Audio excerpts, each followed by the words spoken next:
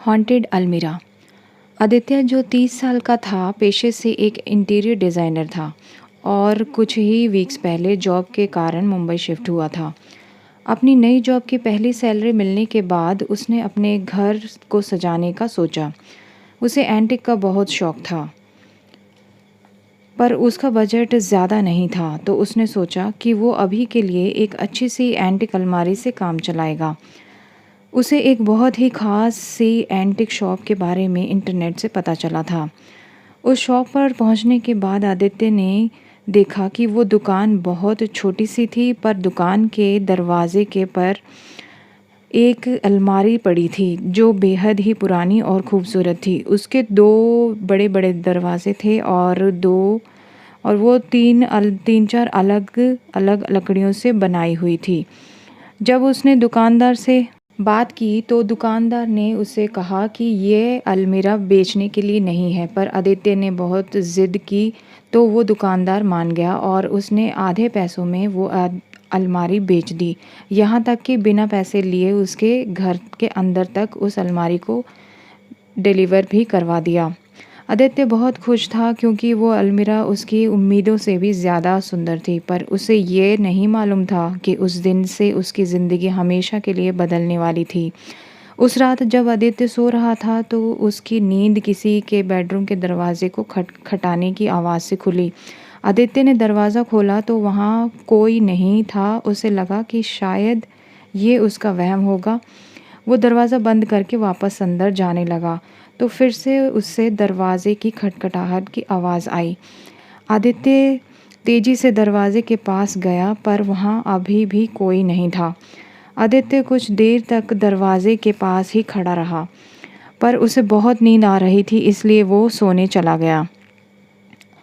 अगली सुबह आदित्य ने जब कपड़े निकालने के लिए अपनी नई अलमारी को खोला तो उसके होश उड़ गए। आदित्य ने देखा कि उस अलमारी के एक खाने के अंदर कुछ छोटी छोटी दो हड्डियां थी। आदित्य को कुछ समझ नहीं आया। तभी उससे एक बिल्ली की आवाज़ आई। उसने देखा कि उसके कमरे में एक बिल्ली घूम रही थी। आदित्य ने उन हड्डियों को वहाँ होना बिल्ली की शरारत समझा। आदित्य ने उन हड्डियों को वहाँ से हटाया, उस अलमारी को साफ़ किया और उन हड्डियों को घर से बाहर फेंककर अपने काम के लिए निकल गया। शाम को जब वो घर वापस आया तो उसने देखा कि घर के दरवाजे का लॉक पहले से ही खुला हुआ था। वो जल्दी से घर के अंदर घुसा, पर उसका घर बिल्कुल वैसे ही था जैसे वो छोड़कर गया था। उसने सब कुछ चेक किया और उसको सभी सामान जगह पर मिला और उसका सारा सामान सही सलामत था। उसने सोसाइटी के चौकीदार से पूछा, पर चौकीदार ने किसी को भी ऊपर जाते नहीं देखा था। उसे ये बात बहुत अजीब लगी क्योंकि उससे अच्छी तरह याद था कि वो दरवाज़ा लॉक करके गया था, पर कोई अगर उसके घर में घुसा होता तो वो सामने वाला चौकीदार को दिखाई दे ही जाता और उसके ज़रिए आदित्य को भी पता चल ही जाता। आदित्य को फिर लगा शायद उसी की गलती से दरवाज़ा खुला रह गया होगा। खैर, उस रात थकान के मारे वो बिस्तर पर लेटते ही सो गया। उसकी नींद एक तेज़ खटखट से खुली, ठीक कल रात जैसे ही खटखट। लेकिन इस बार आदित्य को एहसास हुआ कि वो आवाज़ उसके बेडरूम के दरवाजे से नहीं बल्कि उसकी अलमारी से आ रही थी। आदित्य ने जैसे ही उस अलमारी का दरवाज़ा खोला, उसने देखा कि उसके अंदर फिर से वही छोटी हड्डियां पड़ी थी। आदित्य बहुत कंफ्यूज हो गया। वो कमरे में देखने लगा कि कहीं वो बिल्ली वापस तो नहीं आ गई। इतने में उस अलमारी के अंदर से एक छोटे बच्चे के रोने की आवाज़ आई। उसने अलमारी के अंदर बंद दरवाजे से देखा कि अलमारी के नीचे वाले खाने में एक छोटा बच्चा बैठा था। आदित्य उस बच्चे को देखकर सुन्न पड़ गया था। इससे पहले आदित्य कुछ कर पाता, उस बच्चे का हाथ एकदम से अलमारी के बाहर निकला और उन हाथों ने आदित्य को पकड़ लिया। उस रात वो घर से बाहर ही निकला नहीं, अगली सुबह वो ऑफ़िस के वजह सीधे उस एंटीक शॉप पर गया। आदित्य ने अंदर घुसते ही उस दुकानदार का गला पकड़ लिया और उससे पूछने लगा कि उस दुकानदार ने उसको वो अलमारी क्यों बेची थी। आदित्य की किस ऐसी हालत देखकर वो दुकानदार समझ गया था कि उसके साथ रात क्या हुआ होगा और गुस्से से भरे डरे हुए आदित्य के कुछ करने से पहले वो खुद ही उसको सब कुछ बताने लगा। उस दुकानदार ने आदित्य को बताया कि वो अलमारी दरअसल एक ऐसे घर में थी जहाँ एक आदमी अपने एक छोटे बेटे के साथ रहता था। उसके बेटे के पैदा होते ही उसकी बीवी चल बसी, जिसके बाद वो आदमी अपना सारा पैसा और समय शराब पीने में बर्बाद करने लगा।